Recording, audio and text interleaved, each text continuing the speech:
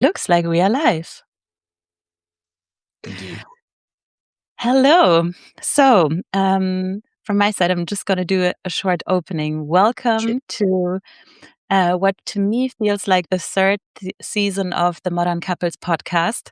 At the same time, I have changed the name from, well, Modern Couples still exist, but this time I want to explore a little bit more the sovereign edge. And that is very purposefully chosen because when I founded Modern Couples, it was centered on exploring the modern zeitgeist of relationships. And I would say, like 8 years ago, I was coming from a very romanticized point of view, and the world has changed since then. Mm. And I do feel that we need to explore a little bit more our own sovereign edge individually and as a couple. And this summer, I am interviewing several experts today. I have one here with me. I will introduce you briefly in a minute. But yeah, this feels like the first episode of a new chapter of modern couples, the sovereign edge, and exploring what it means to be human in the age of AI and all the other crazy things that are happening in the world. So, with that, I would like to welcome you, Traver Boehm. Good to have you here. Thank you for having me. I appreciate you. Yes, wonderful.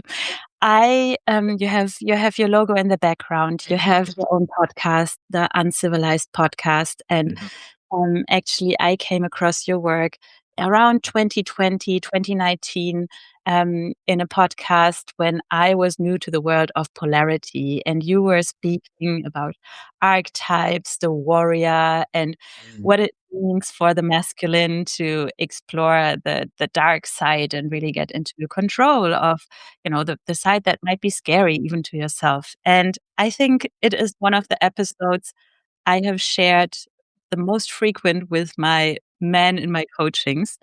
So that is how long I follow your work.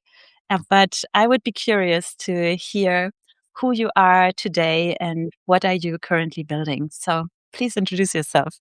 Yeah, thank you. My name is Traver Boehm, and as Marcella said, in 2020, if you see behind me the words uncivilized, I was deeply building a men's movement and was engaged in shifting the paradigm of masculinity away from the binary that I felt existed in the culture, which was either the 1950s Marlboro idea or all primal, all traditional, without feeling, without relationality, or what it felt like culturally was the collapsed version of the divine, the spiritual, the sensitive new age guy who wasn't in touch with the more structured side of himself.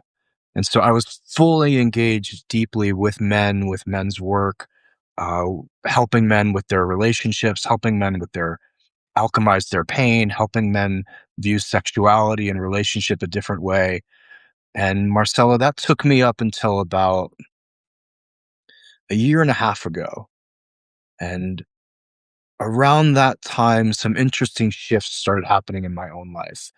Uh, Two very close family members of mine, both men, died.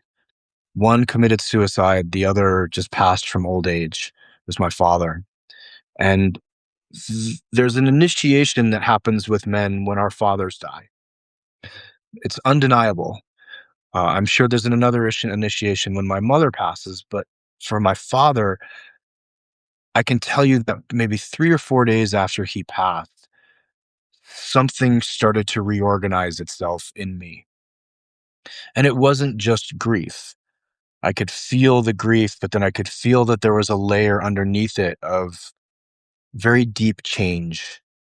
And the idea of just working with men or working with men in the capacity that I had, it felt like the volume on that got dialed back 2 or 3 degrees, if that makes sense. And I still wanted to do it. It was still in my heart. I was still passionate about it, but something underneath it had slowly started to awaken. And I didn't know what it was. And it was very difficult and tumultuous to say, like, wait a minute, I built a brand, I have a team, I have a podcast, I have a book, I have clothing, I have workshops, I have courses. This is my life. What's this thing that's starting to come up underneath it? And that was maybe a year before I went into a very unique and very intense spiritual initiation, which was last summer in Europe. I spent 7 weeks in a dark retreat. And Mm. that is a long time. And it took that length of time to drop me down and drop me down and drop me down and drop me down to where I had access to the thing that was kind of bubbling up. And that was a co-ed piece around initiating people or helping people live from a more soulful place or a more soul-led life. So men's work was still there.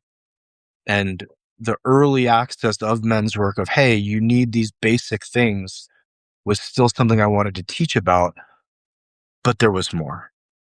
And it wasn't just you need goals, you need missions, you need a purpose, you need to get sober, you need to get off porn, you need to start working out. Like, that's great.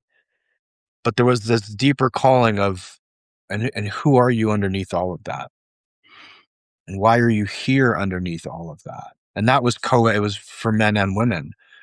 And so in the last year, I've started introducing this concept called Olsli, which is a word that came to me in the dark, which I didn't know it. I can share a whole story around it if you'd like, but it stands for one life, a unified, aligned, integrous life, led by the soul led, that you go all in on. So OLSLAI.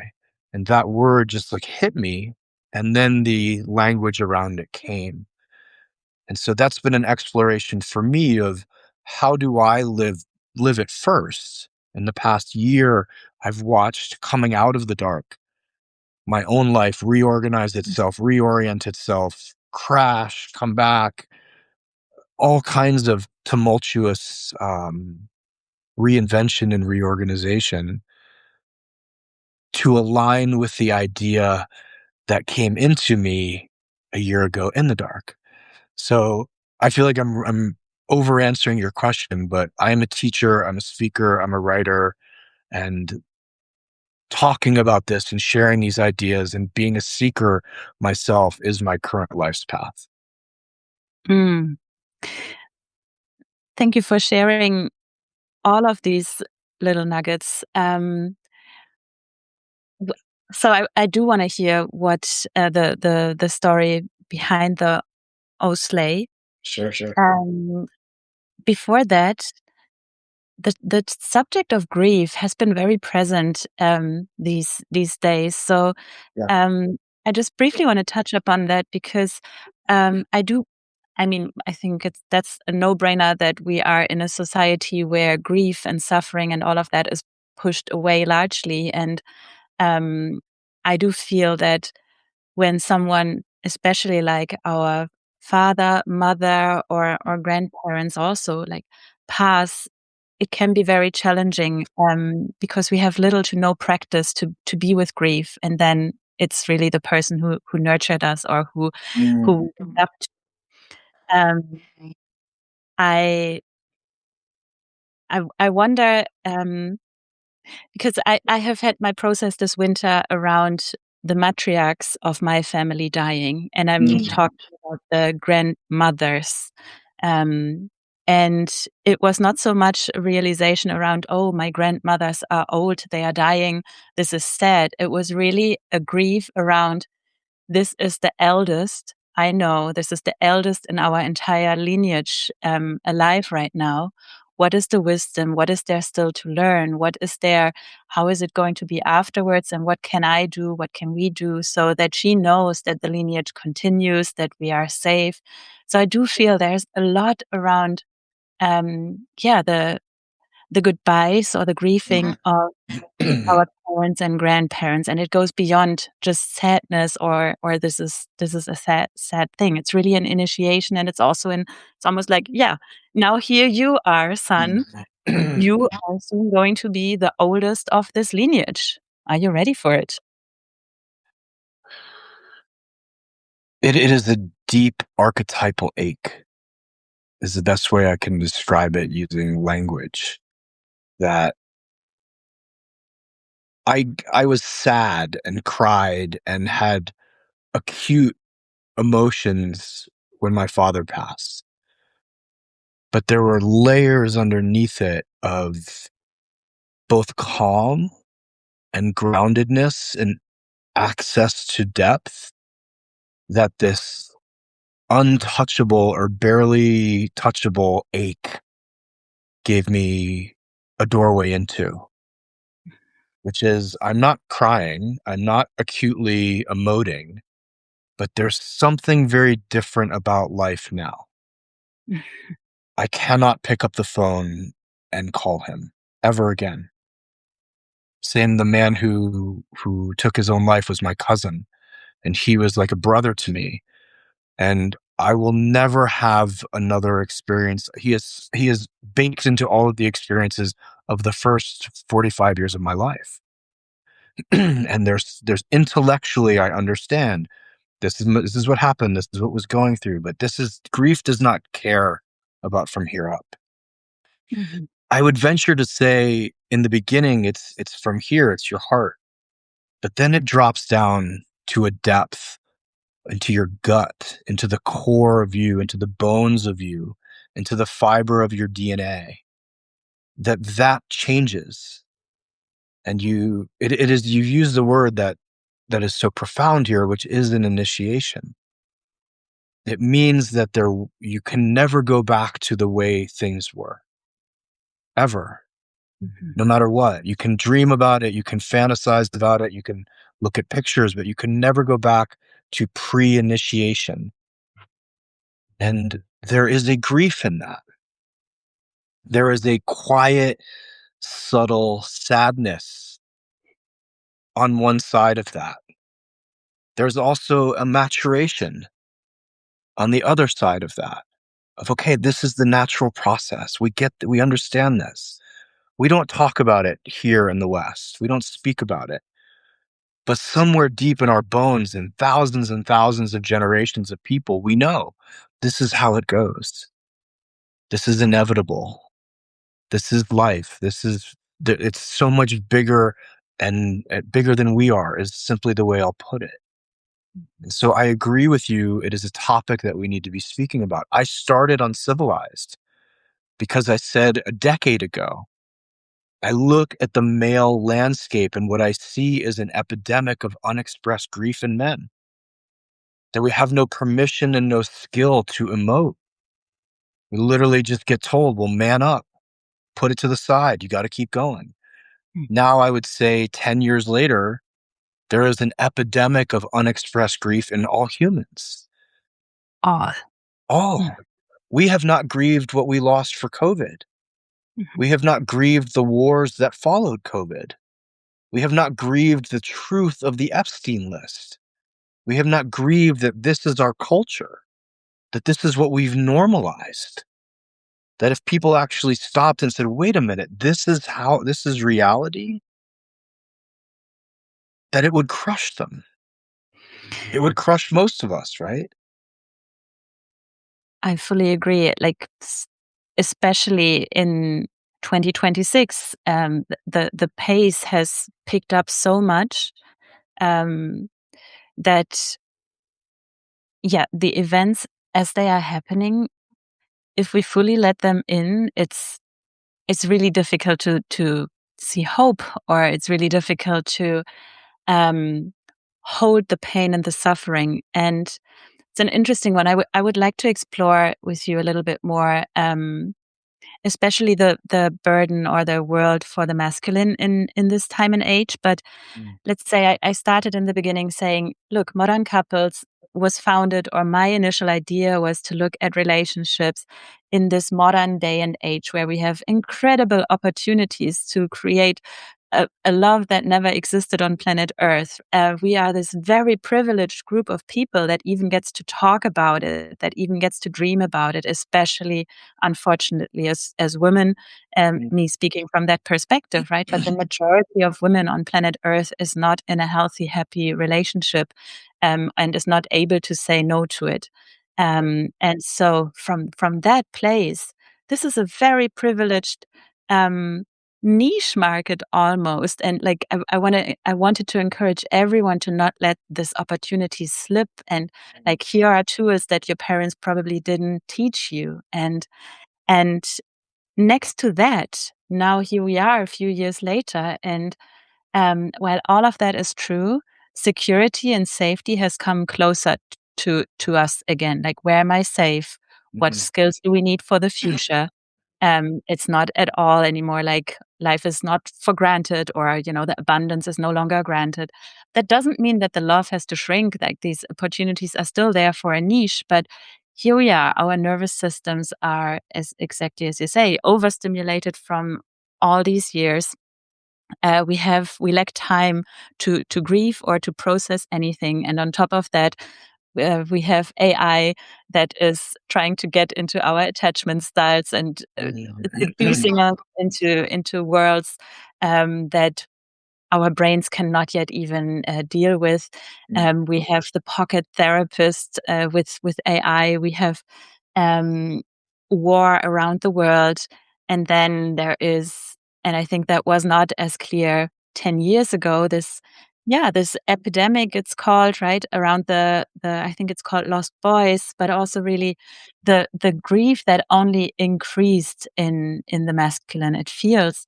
And right now, in these past 2 months, there was so much light being shined, I think, being shined on, if that's the right grammar, on, let's say, the shadow, the darkness that seems to be bigger than ever before. And not that it didn't exist before, but now it's almost like, since we are spiraling each other up, we are supporting each other on certain abuse, violence, and sexual, um, yeah, violence. It's just heartbreaking. And I would like to hear from you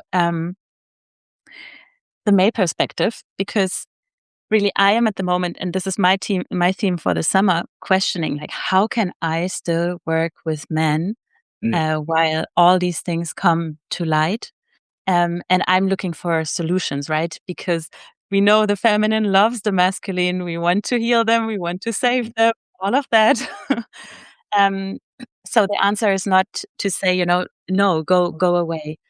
But yeah, that is, I think, my overarching question of, how do we still work with men? And you also work with men. But what have you noticed in the last years that is really in men's heart, that is moving them, the challenges that we face? It's a big set of questions, Yeah. right? I know the vast majority of men I know are as outraged about what's happening as the women in our lives, but we feel it differently. You all feel it, I believe, I'm not a woman, viscerally. Like, when this all comes out, it's one more hit against thousands of personal experiences and friends' experiences and loved ones' experiences. Like, it's more common than not. And my sense with a lot of men is, I there's nothing I can do about it. If I'm not part of the problem, there's nothing I can do about it. And I've had to sit with that and had to get down to the micro and speak to men and say, but there is something you can do about it. Just not being predatory, just not being shadow and slippery and um, evil isn't enough. You actually are being called into the solution. But then the question is begged of, well, what is the solution? Right? One of the more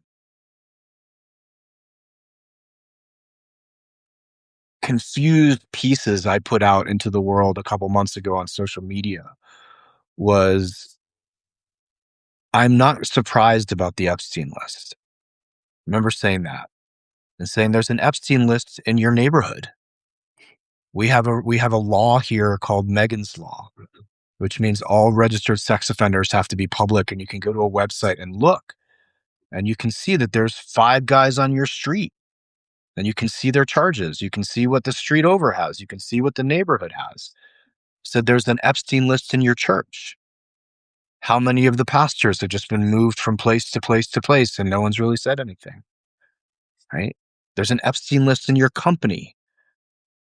How many guys have just been quietly removed by HR, or they haven't been because they're really good producers? So the victims have been quietly removed for being troublemakers or speaking out. So there's an Epstein list everywhere. So what do we do? I just got chills. What do we do is, gentlemen, we start working on the community level. We go, beautiful. I'm going to join a men's group. And I know I'm not promoting it because that's what I do. But if men can't get in the same room and say, hey, I'm really struggling with this thing, what are you guys up to?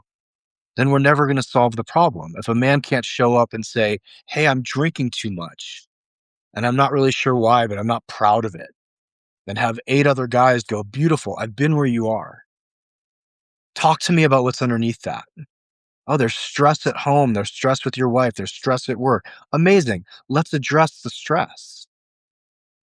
Oh, your father just died and you have no one that you can talk to about it. Beautiful. Tell us. Share with the group. Clear your heart. Clear what's inside of you.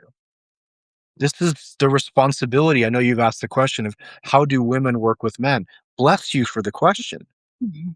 but it's not your job anymore. It's our job to go, hey, beautiful. Thank you. Appreciate you. We have 80% of the work to do ourselves now. But here's the societal conundrum. We need the space to do it. We need the permission to do it. And we as a society need to stop shaming men for actually doing the very work that they want and are being asked to do. That's where this gets confusing, right? So we'll tell men, we want you to go to therapy. I've trained a number of therapists. I've worked with a number of therapists on how to work with men. A lot of them, I would say, you have no business working with men. You should not work with men. You are harmful to men. Yet we will tell men, go to therapy, go to therapy, go to therapy. A large number, something like 80% of men who commit suicide have been to therapy in the last 6 months.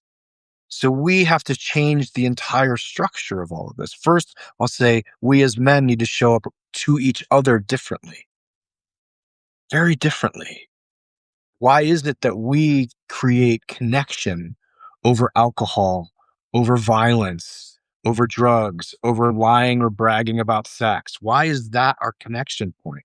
Why isn't it something more heartfelt and heart led? I don't drink, so I don't hang out with people who drink. It surprises me when I forget. I haven't had a drink in 11 years, and I'm not an alcoholic. I just chose years ago. I don't want this in my life.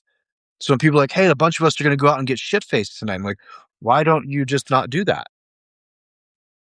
Why don't you go out and get sandwiches and then talk about what's real in your life?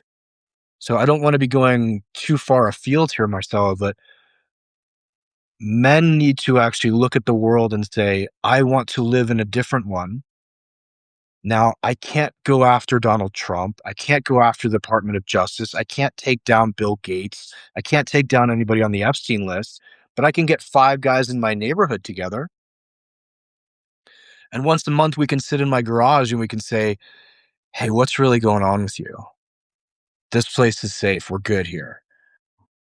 That right there, again, it's part of what I'm trying to do is put a men's group in every major city in the world so that when guys have issues, which we do, as all humans do, they have somewhere that they can go.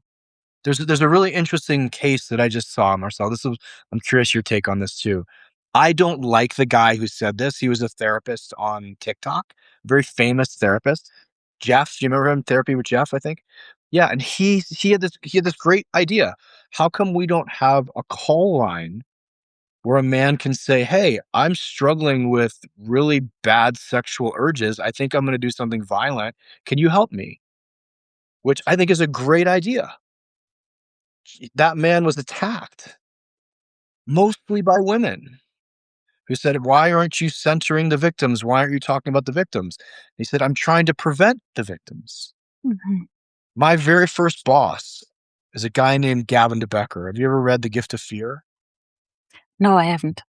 I think it was on the New York Times bestseller for like 2 years. He's a very, very, very famous author. And His point was, why don't we have homicide prevention hotlines? We have suicide prevention hotlines, so I can call and say, hey, I'm going to kill myself. People are like, whoa, whoa, whoa, let's help you out. But if I call and say, hey, I think I'm going to kill my neighbor, no one's like, well, cool, well, let's help you out. So Mhm. again, we have to really reorient and be willing to let go of some of our belief systems here before we actually get the change that we say we want. So it starts with men. I want to answer your direct question. It starts with men. And we need to really, really look at our shadow.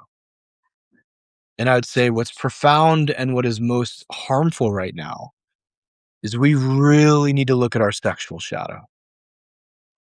We could take the entire male population and say, awesome.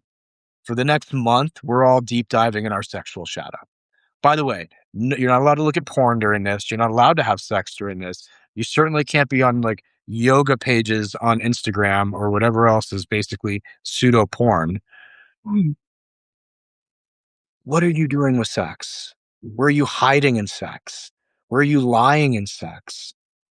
How are you using sex as a stress reliever and a number rather than a connection experience? What are your violent fantasies? What are your fantasies, period? What's underneath them? Do you really want to live that thing out, or are you trying to get access to something you can't reach in a very unskillful way?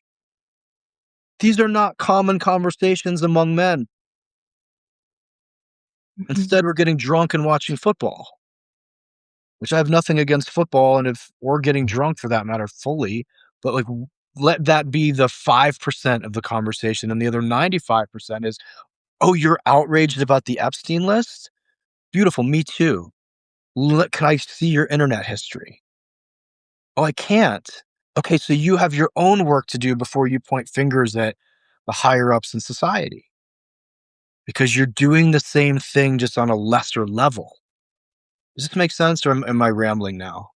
No, no, it makes complete sense, and I'm really on an explorative quest here for the summer because I work with couples, and in that, there is very often a man involved, um, and I'm really at the moment like thinking, noticing, oh, there is my own inner work right now happening, and when you had your goosebump moment, one of the reasons why I really want to get um, men to, well, why I really want to hear from men, but also help men to see that this is really their topic to explore and take over. Because what you say, as in, this is a man's topic, let's say this is not the common response towards what is happening, right? So, um, when when we had in Germany, we had a case also about digital violence at home. It was a husband who,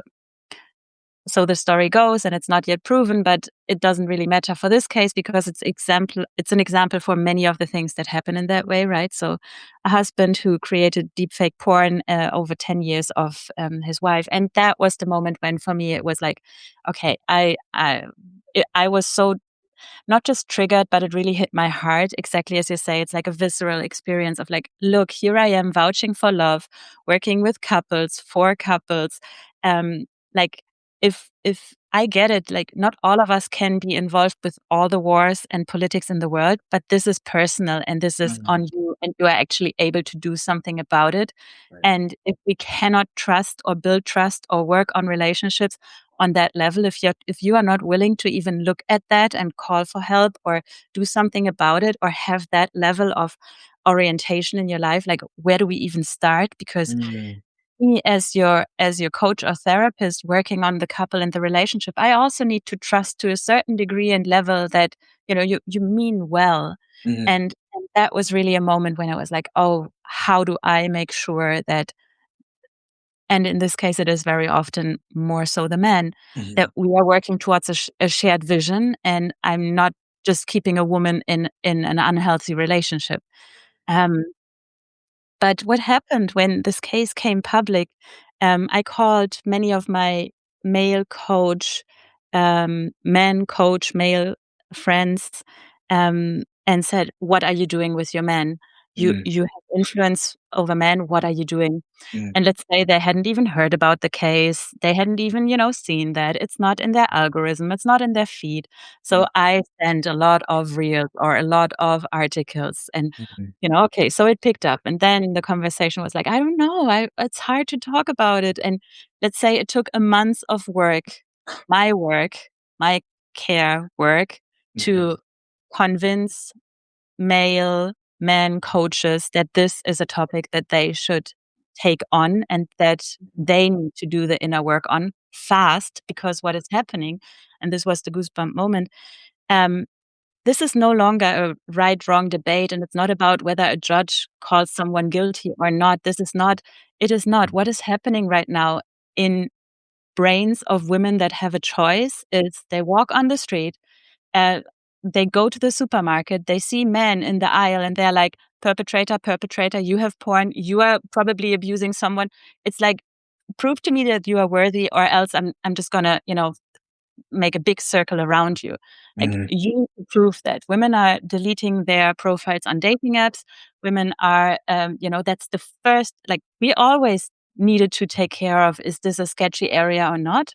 But let's say the degree where it goes towards, I can go to a restaurant and a bar, and all of a sudden I'm like, who are you mixing the drinks? And I don't fear that there will be something in the drink, but I'm like, you might as well be porn addicted and, like, prove to me otherwise because the numbers are so high, so freaking high. mhm, Uh, and that is the part where it's nice if you are in a man's circle, but if you don't understand that women are shifting gears and are literally asking you to prove your worth, and it's like a lose-lose game that we are heading towards, in regards to ever trusting anyone. And this is where I really feel, man, like, take this on. Like, you're not just fighting for this one case and figuring out who was right and who was wrong, but the implications go way beyond that.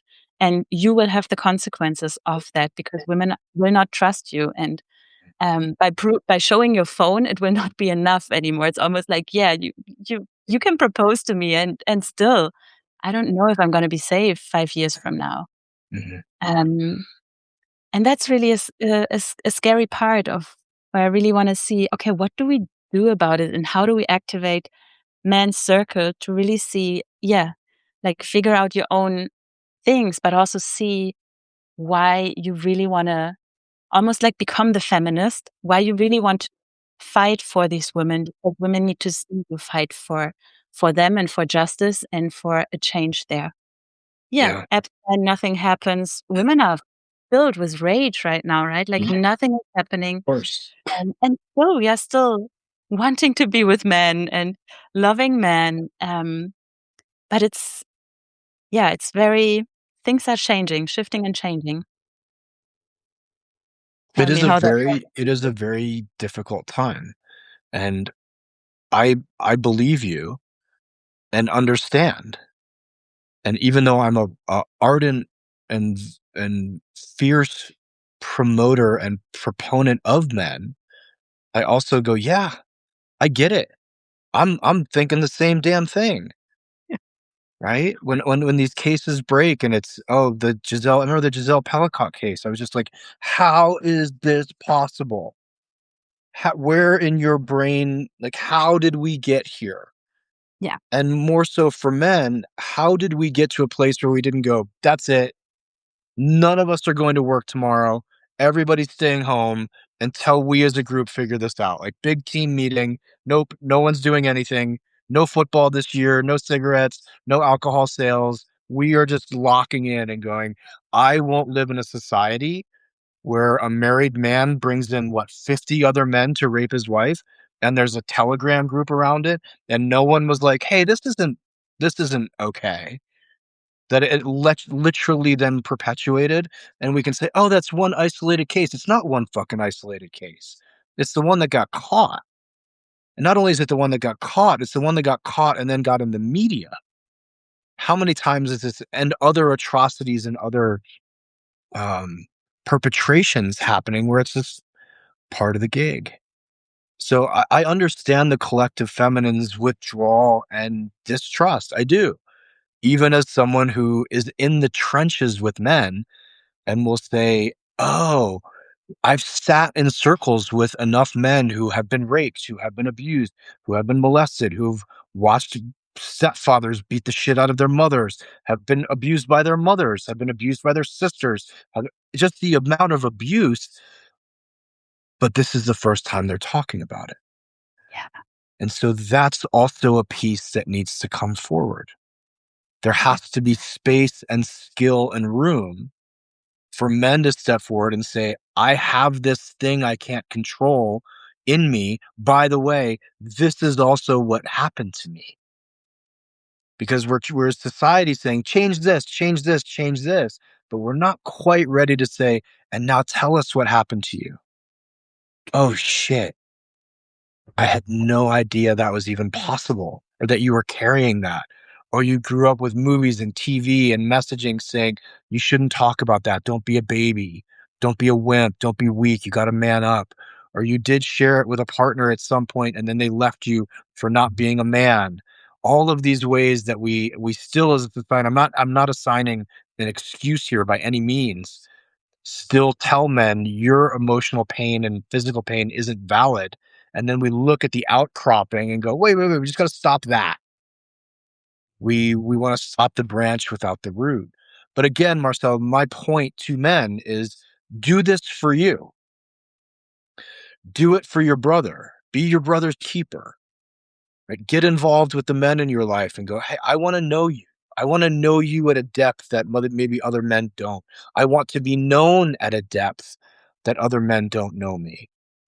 We have to collectively come together and start sharing and start speaking and start being part of the actual solution. Right? And say, cool, I don't care what the media says about what being a man is. I don't give a fuck. I do not care. I don't care what most people say about it. I know what I feel about it and the work I do with men and what that shows me and tells me. And I see the result from that. And it is deeply relational. It is deeply connected. It is deeply intimate. It is deeply emotional. Are there times when it's really physically tough? Like, cool, we'll do 1,000 push-ups in a month. Great. But has that taken a man from being a perpetrator to not being a perpetrator? Absolutely not.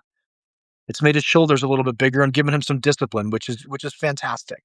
But it's not so we can sit across from each other and say, holy shit, I can feel the pain in you, brother. I feel it. And I'm so sorry that happened to you. And I'm not going anywhere. I'll stay in relationship with you as you tell me about this and afterwards too, so that you get one rep in your head of sharing something hard and not being abandoned after. But we'll rewrite that story that has you acting out in all of these horrible ways or has you ignoring horrible things so that it doesn't make you feel the shit that you don't know how to feel or don't have the capacity to feel. That makes sense? Mhm. Yeah.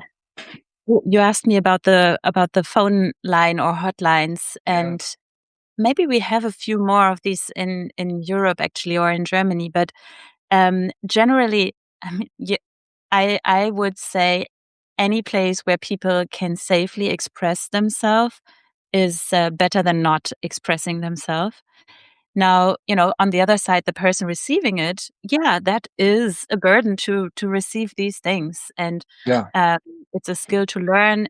It also, these people that have to watch a child porn every day in the, due to their profession, that is not a pretty job. That is, where do you place that in your body, heart, and mind? It's like, it's tough. So, um, but would it be beneficial for the person that is planning on doing something?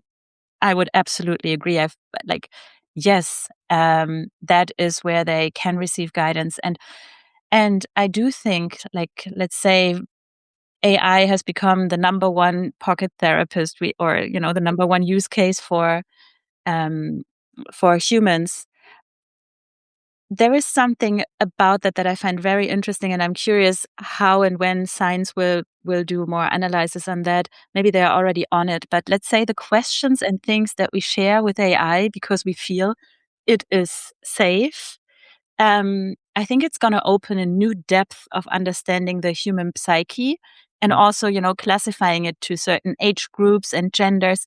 If, you know, someone looks at that from that perspective, and I mean, data is sold anyways, but beforehand, we had our journal maybe, and we had maybe a therapist, but even going to therapy, many people feel there is still performance, and still hold back. And no, you don't share all your thoughts with your partners at all times, but Mm, there is a level where people share more, um, and let's say unfiltered with AI, that I feel there's also the potential of understanding a shadow that has not yet been understood so well. Now, I have not yet I wouldn't be able to tell or say if AI is a great help in these moments or not. We have several cases that are taken to court that prove that AI has not been a great supporter in these moments. sure. Um, but still, it points towards, oh, there's also an opportunity of understanding something while it's also being used for terrible things that are causing the problems that we are talking about. So, Yeah. yeah, talking and healing and understanding. I would like to shift a bit from, we have opened the shadow door big time, Yeah. and I'm a strong believer in yin and yang in that regards, but it's not that violence wasn't there beforehand, but it has grown to the Mm, best of my understanding, grown. So also, let's explore the light, because sex is oftentimes just understood as, well, it's censored to begin with, and then it's used in shameful ways. And we have talked about the darkness, but I know you also explore, so to say, the safe spaces of intimacy, sexuality, and I listened to one of your episodes. I think you introduced the uncivilized bedroom. Was it? mhm. Yeah. Yeah. I wanna explore that side a bit, because I am a strong believer that um, sexuality is like, it's so potent, so sacred, that I don't know who came up with like shadowing it in a way where we are using it right now, but it has Yeah. greatest potential for healing and for giving us what we really desire, and helping us be a better human in this world. But can you take us a bit to your understanding of sexuality and what is possible in a world where you live a healthy version of sexuality? It's a big question. Uh, I think it is the archetypal of our deepest and truest expression, and our soul's deepest and truest expression. That is the doorway through which our soul can express itself, is our sexuality. Now, most people hearing that may just go like, "Oh, come on. It's fun, it's procreation, it's how we reproduce." Beautiful. That's one aspect of it, but it's the very, very tip of the iceberg.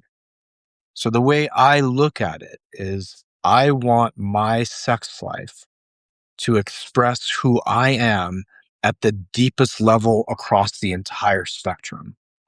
So all of the shadowy parts of me, if I am in a consensual experience, which I will be every single time, that has been well articulated and well talked about and then produced, I then get to express both that part and the deepest love, the deepest sacredness, the deepest spiritual connection, all intermixed in the same experience.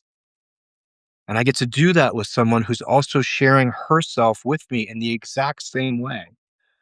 Of these are the parts of myself that I haven't been able to be in the world, whether they're sexual or otherwise. I was never allowed to be angry. I was never allowed to be loud. I was never allowed to be confident. Beautiful.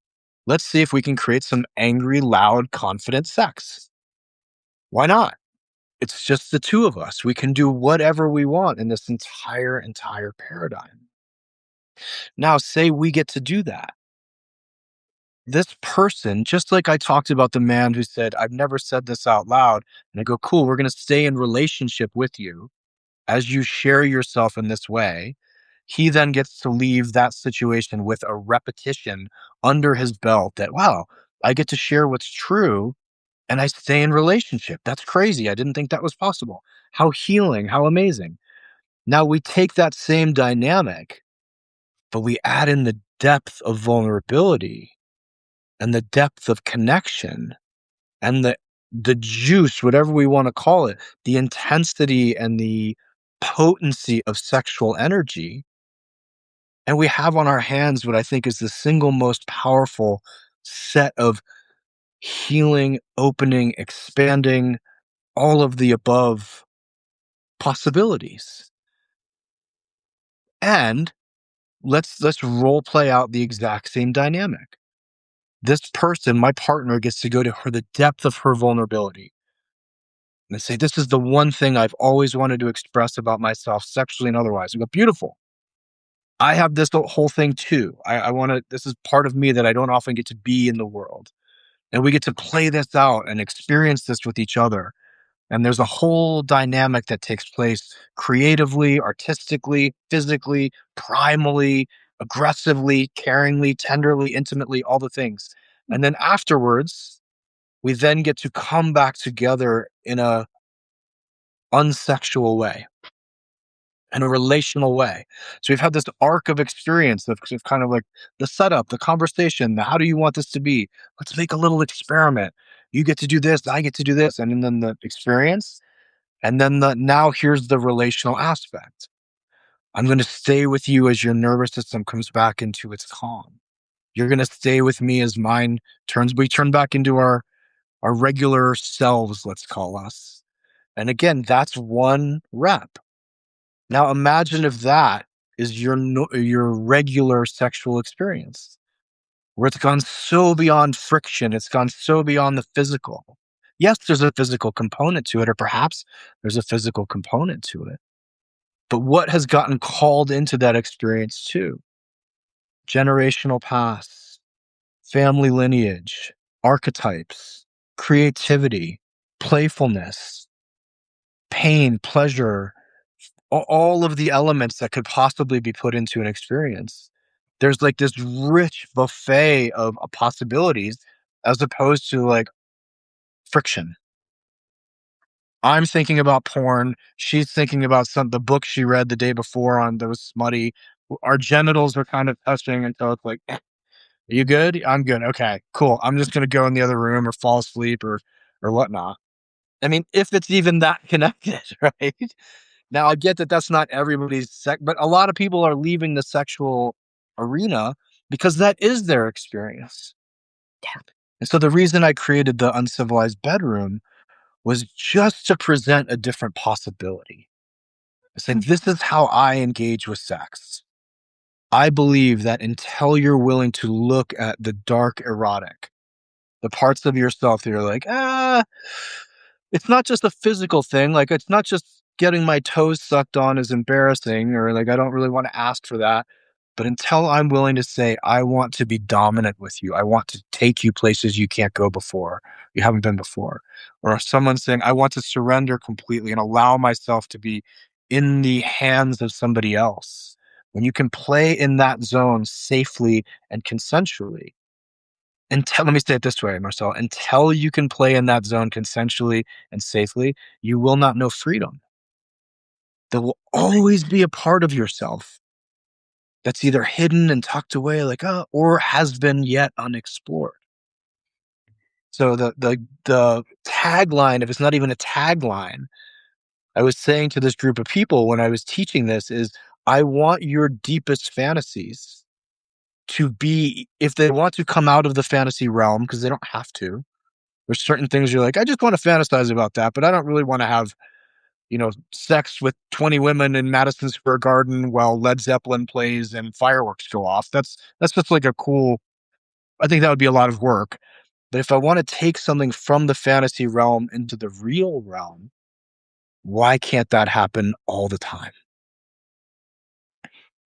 Imagine your life if your sex life is literally your fantasy 90% of the time. Think of how the world would operate very differently. Oh, I think I we're going to have get rid of some lists. We're going to get rid of people abusing their partners. We're going to get rid of people drugging their partners. We're going to get people who actually, because the process, and then I'd love to hear your take on it, is first, I have to know myself. I have to know my desires. I have to know my shadow. I have to know my light. I have to know my body. I have to know my physicality. I have to know my psychology. I have to know my spirituality. I have to know my heart. Then I can come to you and say, please show me the same before we even take a stitch of clothing off. That's what's required to engage in this way. Then there's the relational aspect. Can I hold your fantasy? Can I hold you through the emotional arc of an entire process like that? What happens if something goes askew? Can I hold you through that? What happens when big emotion comes up? Because big emotion comes up in this kind of engagement on both sides. Can I hold myself? Can you hold me? If I'm having an emotional or spiritual experience, like the level of intimacy and connection it's exponentiated. That's why I feel like I'm on a bedroom soapbox, but that's my idea. Yeah. But you get excited about it when you hear it, like, how can anybody not want this? Why would you trade this other thing and not use this lifetime for that thing? It's like, Right. Or I can how? sit here with my pants at my ankles, jerking off, watching people fuck on my computer screen, and then go get depressed afterwards. No, no way. No way. Gone. Gone. Yeah, yeah.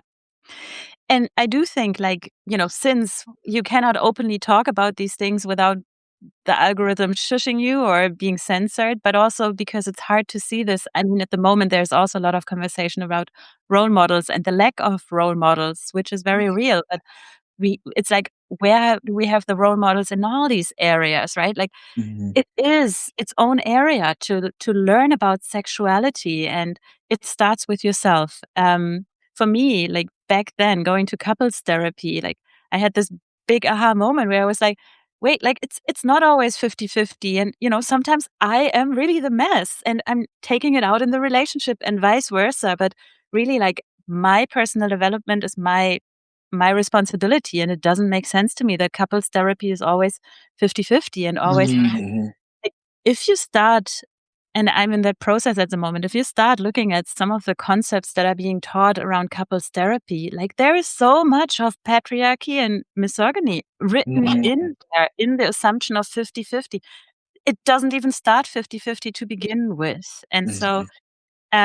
for me, modern couples is built on the pillar of personal development and then relational foundations, and then we thrive together. But it's like there is a lot of work to be done, exactly as you described, individually. So, and then having the vision, the idea, what is possible in the bedroom. It's like, wow. And I'm just thinking of, like, what you describe and also what I am aiming for. Like, this is probably less than the 1%. Like, it's like, the ability to even conceptualize this, I feel like this is less than the 1% who Mhm.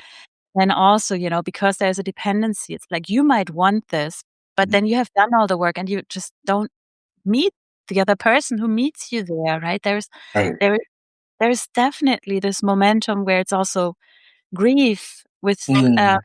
the possibility that you might just not meet that person to go to these places because it is an area to explore together. And Yeah. um, I think it's well worth trying to go there and to get there, and it starts with the self. Um, maybe you can. I have, like, just 2, 3 shorter questions if I Sure. stick. Please. Please. In all of this, where are you at when you hear the word feminism? What does it mean to you?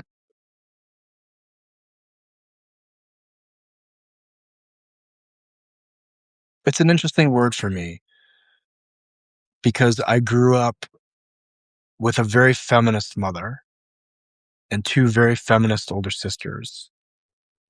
And my view of it growing up was people who hated men, despite being dependent on them. Mm, So I've had to disentangle and untangle from that word and separate my own upbringing from it. Of I wasn't loved or I was loved, but like liked or appreciated simply by being a man and in my own home. mm, And yet I look at the world and say, I live in the US, where there's equality on levels that 90% of the world has no concept of. And I look at places where women can't have their faces uncovered, where women can be beaten legally. Like it's not even an issue. I look at cases, there was just a case recently, I think it was in the UK or Ireland, where I believe teenage boys raped a girl and filmed it.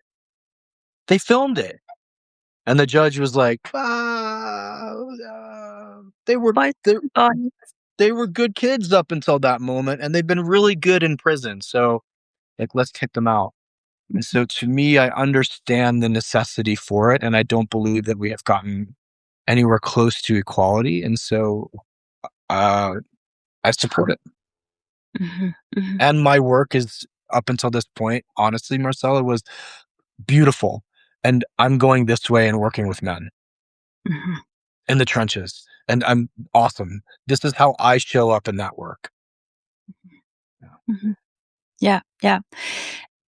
I will say I think I was raised in the same time, so it's not like that was a sexy word or a sexy label, and it was very clearly that. And let's say the last years just show how women's rights are being removed also in the US, right? And I was born in a time when generally we were granted more than less. So Mm, I do feel that also there, like we inviting in that our consciousness shifts towards, like feminists have been saying that it's not women against men and that we all benefit from it. And I'm like, okay, how can we get back to, oh, we are actually doing this for better relationships and we are actually doing this also for men. yeah. And it's almost like, how can we get that back into all our understanding? But yes, I guess also feminism goes through waves. Um, in You briefly touched upon the root cause of, what causes this even in men psyche, Mm. or where do these desires come from? I've heard an interesting theory around circumcision being the root cause to all evil. What's your take on that? Mm. I am highly uneducated in that. I get it. I don't think I buy it. I think it's a bit more complex than that, because then we would look at, is there violence and has there been violence perpetrated by, has there been sexual violence perpetrated by men in cultures where circumcision was uncommon or not happening? And I would say male dominance, violence, toxicity, atrocities predate circumcision or live outside of communities that are circumcised. I mean, full disclosure, I'm circumcised, an American male, and I'm not violent and I'm not sexually aggressive and I'm not toxic. And I didn't have to go through a period of being so just because I didn't have foreskin. So I think that's Mm, a bit of a bypass. mhm, Here's what we don't want to talk about. Men are primarily bigger, faster, and stronger and more aggressive than most of the planet. So until that's a baseline. That is just a true fact, even in 2026. It is a baseline fact. It's a biological fact. So until we raise our consciousness as a group to beat that or to go against that, we will continue to have the default setting be true, right? Men can physically dominate, overpower, and hurt anyone or most people who are smaller and physically weaker than we are. I'm sorry, that's anyone who's had an older brother or an older I grew up with two older sisters. I learned really fast, and girls develop before boys. So when I was 11, I was this big and that skinny, and my two older sisters looked like they were 30. And so I just got pounded by and then all of a sudden at like 16, it was like, "Oh, guess what?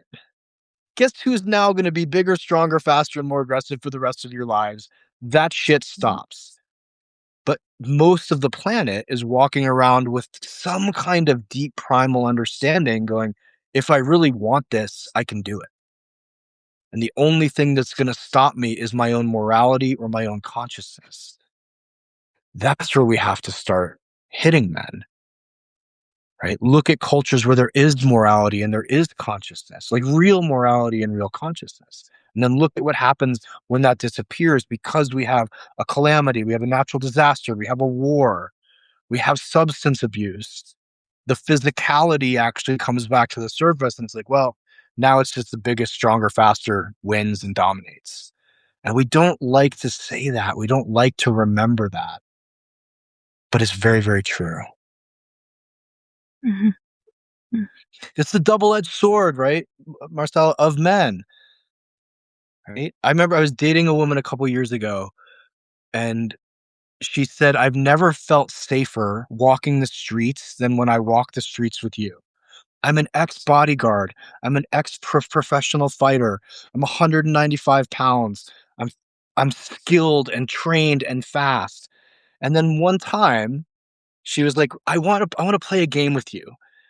How quickly could you get me in a position where you could physically kill me?" And I was like, "Under 3 seconds." She's like, "Nah." And so I was like, "Cool, let's just wrestle for a second." And she was kneeling in front of me. I grabbed her arm, put my arm. I was like, about 1.5 seconds. And she was like, Don't do that. No, no, no. Ready? Let's do it again. Let's do it again."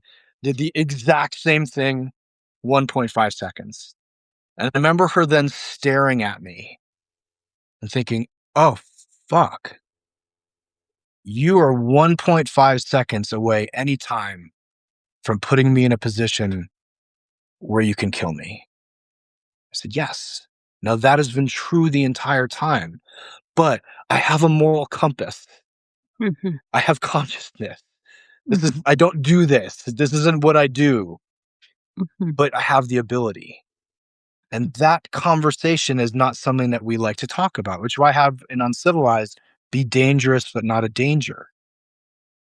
You're already dangerous as a man. Now, how do we make you not a danger?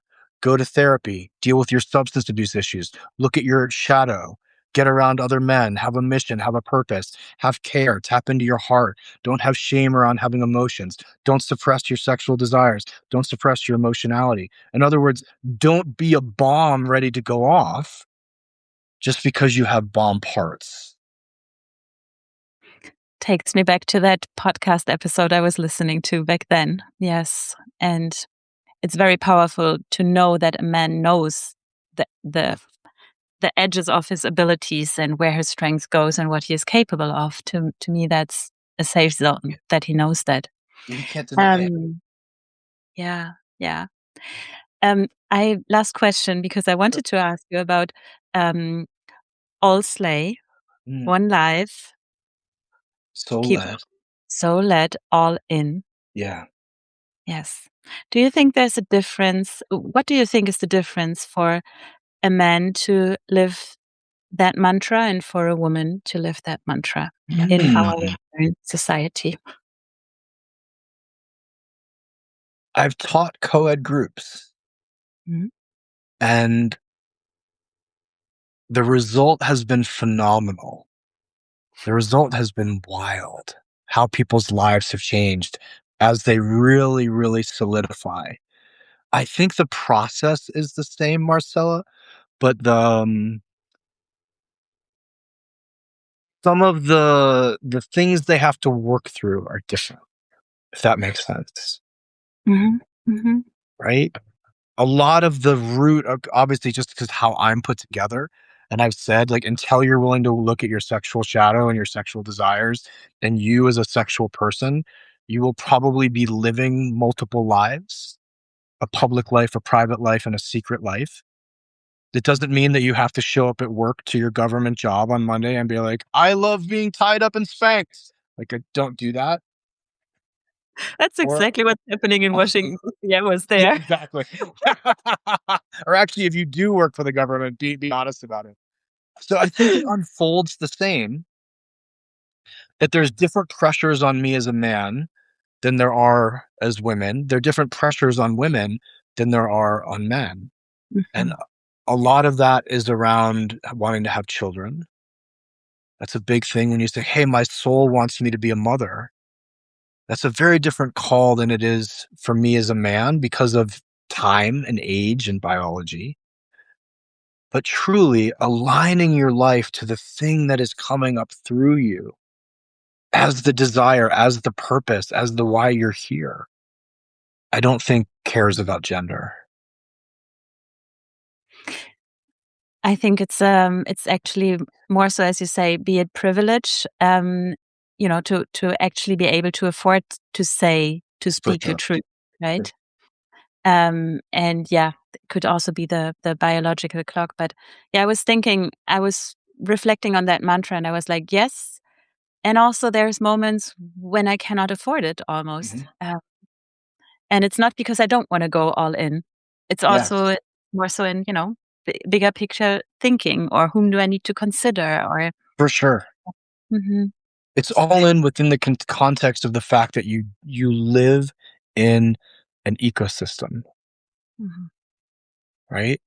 I've said to fathers specifically, "Oh, your soul wants you to move to Costa Rica, ditch your family, and start a surf lodge? You don't get to do that. You're Mhm. still responsible to your children. You're still responsible to the people who love you." Or there are people who have joined the program and said, "Hey, I want to do this. I have a sick mother who I'm taking care of for the next 5 years. I don't get to go live," and it's not a fantasy life, but the thing I'll say, Marcella, is that there's ways to microdose everything. So I don't get to move to Costa Rica, leave my children, and open a surf lodge, right? But what if I wrote about it? What if twice a year I do go down there and surf? What if I bring my kids with me? What if we start homeschooling? Like, there's ways to get a little bit of it. I'm not saying to people, "Oh, you can all just leave your jobs and start writing and have a paycheck show up, and there's no health issues, there's no familial issues, there's no relational issues." But how could you archetypally, mythologically, story-wise live out part of it as much as you're able to right now? How can you do that? So at least your soul knows that you're in relationship with it, Mhm. right? That's Mm. when it gets interesting. I'm glad I still fit in that question. I like how you put it in that context, and that I definitely take with me. Traver, thank you so much for this conversation. Thank you. I appreciate you. Um, People can find you here on Substack, Yeah. but also, what are other ways to connect with your work and to see what you are currently building? If you're a man, go to manuncivilized.com. If you're on want a co-ed idea, go to traverboehm.com. Or you can find me on Instagram at Traver Boehm, TraverBoehm. And my podcast, the Uncivilized podcast, is not just for men. I've had some amazing, amazing conversations lately around soul work, around healing, around sexuality, around kink.